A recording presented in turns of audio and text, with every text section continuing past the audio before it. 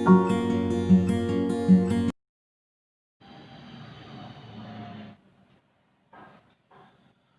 Guys, welcome back to the channel. Basic US कहाँ stand कर रहा है अभी? 6th पोजीशन पे। किस चीज़ में? Most educated people. Most educated people interesting fact है। और कहाँ पढ़ना चाहिए? फिर किसी और कंट्री में जाना है? साउथ कोरिया जाना है या फिर इंडिया में पढ़ना है? इंडिया कहाँ स्टैंड कर रहा है? Top 40? No. Top 100? No. What's the present status of literacy in India? Approximately 10-12 के आसपास है। मतलब 130 करोड़ में कितने लोग ग्रेजुएट हैं? कितने लोग ग्रेजुएट हैं? अगर आप पूरा भी टोटल निकाल के रखोगे तो आपको जो सिनेरियो निकल के आएगा, जितनी जितनी वेबसाइट्स को मैंने देखा और जहाँ जहाँ मैंने सर्च आउट किया, रिसर्च के बाद यही जो मैं मैक्सिमम बता रहा हूँ, अप्रॉक्सीमेट मैक्सिमम परसेंटेज मैं बताऊँ तो 25 करोड़ से 30 करोड़ मैक्सिमम, इतना ही है, इससे ज़्यादा नहीं है। सैलरी हाइक इंडिया में कितना है? एजुकेशन सेक्टर अगर आप पढ़ाते हैं तो कितना है? 7% पर एनम। ठीक है। इंडिया का एवरेज सैलरी स्ट्रक्चर कितना है इन 2019 एंड 2020? एवरेज सैलरी स्ट्रक्चर मैं कह रहा हूँ, और ये मैक्सिमम बता रहा हूँ। मैक्सिमम एवरेज या मीडियन वैल्यू जो है वो अप्रॉक्सीमेटली 30 से 35,000 के बीच में। ठीक है। मीडियम मिनिमम सैलरी कितनी जा रही है? ये जा रही है लगभग 4,000 के आसपास। मज़ेदार चीज़ है। हाईएस्ट सैलरी 10 कंट्रीज़ है जहाँ पे एजुकेशन सबसे ज़्यादा बढ़िया है। अपने पास क्या है? कनाडा है, जापान है, इज़राइल है, कोरिया है, यूके है, यूएस है, ऑस्ट्रेलिया है, फिनलैंड है, नॉर्वे है, लग्जमबर्ग है। ये मैं कहाँ से देख करके बता रहा हूँ? ये मेरे पास जो लिस्ट है उसके बेसिस पे मैं ये बता रहा हूँ। अब इन 10 कंट्रीज़ को अगर मैं क्लासिफाई करता हूँ तो आप देखिए इसमें ज़्यादातर जो कंट्रीज़ हैं वो नॉन एशियन है। इसमें आप देखोगे more than 56% of the Canadian population is actually graduate. More than 56%, which is a very high number. And अभी अगर इंडिया की बात की जाए so we are at single figure, if I'm correct. If not in a single figure, then it's lesser than 50. Developing nation के tag के साथ ही जुड़े हुए हैं, डेवलप नेशन के साथ नहीं जुड़े हुए हैं। तो इसकी वजह से जो जितना एक्सपेंडिचर जीडीपी का होता है एजुकेशन सेक्टर पे डेवलपिंग नेशंस में, वो लगभग 1/3 या 1/4 ही रह जाता है डेवलप नेशंस के एजुकेशन सेक्टर में लगाए गए पैसों से।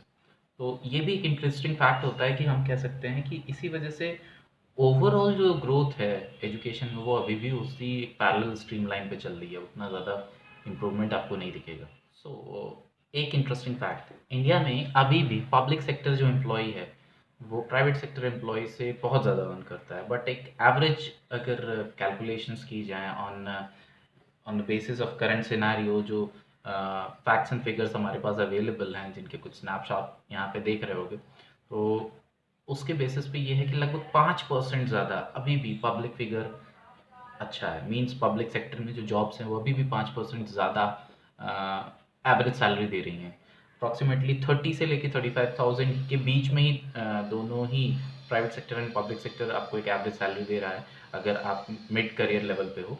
बट 5% ज़्यादा, ये आपका किस में फैक्ट आ रहा है? जब आप पब्लिक सेक्टर की फैक्ट, आज से 5 साल पहले सेंसस ने एक रिकॉर्डिंग स्टेट किया था। उसके अकॉर्डिंग ओनली 4.5% और approximately 5% people were graduate in India. 5% population, और 5 साल पहले जो हमारी पॉपुलेशन थी वॉज ओवर 100 करोड़। अप्रॉक्सीमेटली अगर मैं बात करूँ तो शायद 110, 112 करोड़, 115 करोड़ के आसपास थे। और उसमें से 5% ऐसे लोग थे जो कि ग्रेजुएट थे। ठीक है। ग्रेजुएशन के बाद जो हमारे पास स्टार्टिंग सैलरी स्ट्रक्चर होती है वो अभी भी राइट नाउ इन 2020, मैं 5 साल बाद की बात बता रहा हूँ, तो वो अप्रॉक्सीमेटली 15,000 रुपये के आसपास है। ठीक है। अगर मिड करियर राइज पे जाते हैं तो लगभग 30 से 35,000 के आसपास है। अगर हाई करियर राइज पे जाते हैं, लाइक आपने 15 साल बिता दिए अपने करियर में, तो 60,000 के आसपास जाते हैं। जो कि ग्लोबल लेवल पे अगर आप कंपेयर करते हैं अच्छी डेवलप्ड कंट्रीज़ के सैलरी स्ट्रक्चर के साथ, तो वहाँ पे we are in terms of rupees अगर मैं बात करूँ तो 1 लाख रुपए कम है। ये एक बहुत ही इम्पोर्टेंट फैक्ट है। ध्यान करने वाली बात क्या है कि हम क्यों अपने आप में अभी इतना पीछे हैं, वो चीज़ यहाँ से नज़र आ जाती है। और आप जितनी भी कंपैरिजंस करेंगे आपको ये सारी चीज़ें नज़र आ जाएंगी। ठीक है। कि एमएनसीज़ का जो स्ट्रक्चर है वो अब्रॉड में मीन्स डेवलप्ड नेशन में किस तरीके का है, वहाँ का पब्लिक सेक्टर किस तरीके से वर्क कर रहा है, उसके बेसिस पे कितनी सैलरी स्ट्रक्चर्स मिल रहे हैं, उसके बेसिस पे कितने हाइक्स मिल रहे हैं, कितने बोनसेस मिल रहे हैं ना। बोनसेस से बहुत ही एक इंटरेस्टिंग फिगर सामने आ रहा है कि इंडिया में एजुकेशन सेक्टर को छोड़ करके रेस्ट जितने भी सेक्टर हैं, चाहे वो रिटेल हो, बैंकिंग हो, मैन्युफैक्चरिंग हो, सेल्स हो, मार्केटिंग हो, ठीक है, टेलीविजन हो, इंफोटेनमेंट हो, कोई भी सेक्टर है, सारे सेक्टर्स में बोनस अवेलेबल होता है, but education and training sector में बोनसेस अवेलेबल नहीं है, which is again a huge drawback. ठीक है, ये फैक्ट्स एंड फिगर्स मुझे आज यहाँ पे इसलिए लाने पड़े क्योंकि जितना मैं इन चीज़ों को पढ़ रहा था तो मुझे लगा कि आपके साथ ये चीज़ शेयर करनी चाहिए कि हम अभी भी कितने फैक्ट्स के साथ जो हैं चल रहे हैं, कहाँ पे हमारा एजुकेशन सिस्टम अभी स्टैंड कर रहा है। In the top 40 Nations of the most educated countries around the globe, उसमें इंडिया नहीं है। टॉप 100 नेशंस में you will not find India, top 150 में you will find India. So top 150 and we are approximately 200 nations across the globe, so लगभग लगभग we are out of the race। ठीक है,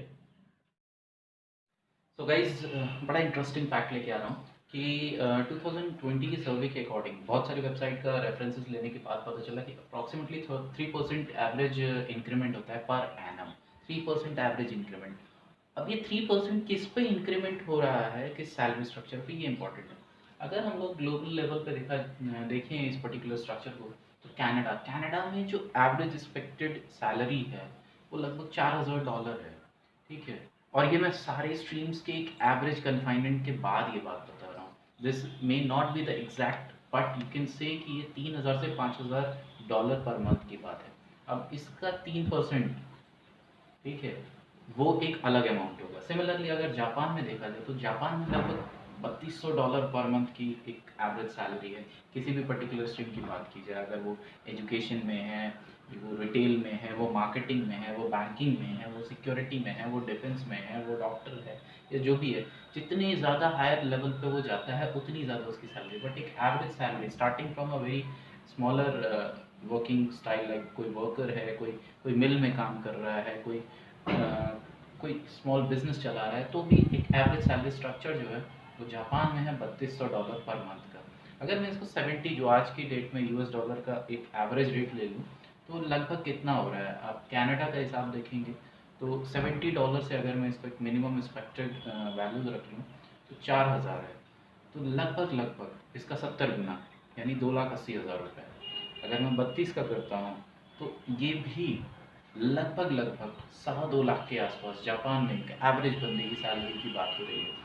Israel में आप देख रहे हैं, इसराइल में जो स्ट्रक्चर है वो लगभग लगभग 2000 से 3000 के बीच में जा रहा है, starting from very lower cadre to a very higher cadre. Higher cadre की सैलरी स्ट्रक्चर की तो बात ही नहीं की जा सकती। मैं एक मिडिल क्लास आदमी की बात कर रहा हूँ, देखो $2500 पर मंथ। मैं डॉलर में इसलिए कन्वर्ट किया हूँ ताकि आपको एक आइडिया लग सके। $2500 मल्टीप्लाइड विद 7 टाइम, लगभग 1.5 लाख महीना। ठीक है, लगभग लगभग उससे भी ज़्यादा, 1,75,000 महीना। यूएस में लगभग $4000 पर मंथ, अगेन 2,80,000 के आसपास। लेकिन ध्यान रखिए, यूएस में कुछ ऐसी सिटीज़ हैं जहाँ पे पर मंथ कॉस्टिंग, अगर मैं बात करूँ हाईटेक सिटीज़ की, जहाँ पे रहना अफोर्ड करना बहुत मुश्किल होता है, वहाँ पे $1,00,000 पर मंथ कमाना भी वहाँ की लाइफस्टाइल के हिसाब से बहुत कम महसूस किया जाता है कभी कभी। तो ये एक अलग फैक्टर है। यूके में पाउंड्स में ये वैल्यू गिवन है, जीबीपी 4000 पर मंथ, जो कि अप्रॉक्सीमेटली $5000 पर मंथ है। $5000 का मतलब 3.5 लाख महीना। तो यू कैन अंडरस्टैंड कि इंग्लैंड में इतने ज़्यादा इंडियंस अभी भी कैसे रह रहे हैं, क्योंकि वहाँ का जो स्ट्रक्चर है सैलरी का वो बहुत ज़्यादा हाई है। आइसलैंड में जैसा यहाँ मेंशन है 5500 पर मंथ। तो आप इसमें अगर देखेंगे तो 5500 को अगर मैं आज की डेट में यूएस डॉलर से मल्टीप्लाई करता हूँ तो इस मोर देन 4 लाख, 4.5 लाख के आसपास ये अमाउंट जा रहा है, 4-4.5 लाख के बीच में। अब इन पे 3% का hike, this will give you a different figure. Now come to our Indian salary structure. मैं आपको इंडियन सैलरी स्ट्रक्चर अगर बताऊंगा और उस पे 3% इंक्रीमेंट की बात अगर मैं करूंगा तो you will be amazed to understand what is this. Average $425 पर मंथ, इसका 3% आप हाइक करेंगे, व्हाट यू विल गेट 425 3%, लगभग लगभग कितना, $12 पर मंथ, यानी साल के $144। This is what your annual increment would be in India on a regular basis. जो एक सर्वे है मैं उसकी फीडबैक आपको दे रहा हूँ। and this is what we are getting in India for a mid career level employee, like अगर उसने MBA किया है, उसने MTech किया है, even some of the people who have done PhD in India, they are earning this much amount of average salary. तो guys ये particular video बनाने का सिर्फ एक ही पर्पस था कि किस तरीके से हमारे पास आज की डेट में एजुकेशन सिस्टम की वजह से कितना सैलरी स्ट्रक्चर में डिफरेंसेस आपको दिख रहा है। डेवलप नेशन में जिस तरीके से आपने देखा कि बहुत सारी कंट्रीज़ में जहाँ $4000 पर मंथ की सैलरी स्ट्रक्चर है, हमारे यहाँ पे आज की डेट में जो हाई पेज, जो हाईली क्वालिफाइड जो बंदा है उसको कितना मिल रहा है, $425 पर मंथ। ये एक कंपैरिजन डिफरेंस है जो कि लगभग 10 गुना ज़्यादा डिफरेंस आपको दिख रहा होगा। आज की डेट में जो हाईएस्ट सैलरी स्ट्रक्चर आपको मिलता है एजुकेशन सेक्टर की फील्ड में, वो लगभग लगभग 1.5 लाख रुपए के आसपास मिलता है, वो भी after getting a PhD degree and then having an experience of more than 15 years to 20 years. Then they will earn approximately 150,000 rupees in India, 150,000 rupees in India. But the same amount of salary structure can be earned in the particular developed country within a very limited amount of experience. तो यहाँ पे ये contradiction क्यों है? ये contradiction अभी भी बहुत ज़्यादा लेवल पे हैं और यही रीजंस हैं कि we are not able to justify our knowledge, justify our so called education level, और कभी कभी हम अपने आप में इतना ज़्यादा डिप्रेस भी कभी कभी फील करते हैं। तो ये कंपैरिजन लेवल इसी चीज़ को जस्टिफाई करने के लिए, हाँ, बहुत सारे पॉइंट्स और भी आते हैं। बहुत सारे लोग ये सोचते हैं कि किन कंट्रीज़ में जाकर के एजुकेशन लेवल पे हम काम कर सकते हैं, लाइक हम कहाँ पे जाकर के अच्छी एजुकेशन सिस्टम के साथ जुड़ सकते हैं और बहुत ज़्यादा गेन कर सकते हैं। तो जैसा मैंने कहा, मैंने स्टार्टिंग में आपके साथ 10 ऐसी कंट्रीज़ के नाम लिए जहाँ की universities top rank university across the globe है। उन सारी कंट्रीज़ में आप जाइए, आपको वहाँ का इंफ्रास्ट्रक्चर, वहाँ का एकेडमिक्स, वहाँ का कोर्स करिकुलम एंड देन वहाँ पे किस तरीके से चीज़ें डील होती हैं, they are far far far more advance than most of the developing nations across the globe, जिसमें हमारा देश भी है।